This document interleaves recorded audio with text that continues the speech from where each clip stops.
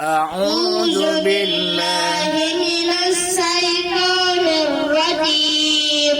بسم الله الرحمن الرحيم إذا زلزلت الأرض زلزالها وأخرجت الأرض أثقالها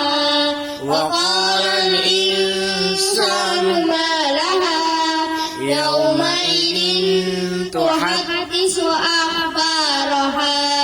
بأن ربك أوحى لها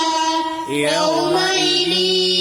يصدر الناس أشتاتا ليروا أعمالهم فمن يعمل مثقال ذرة خيرا يره ومن يعمل مثقال ذرة شرا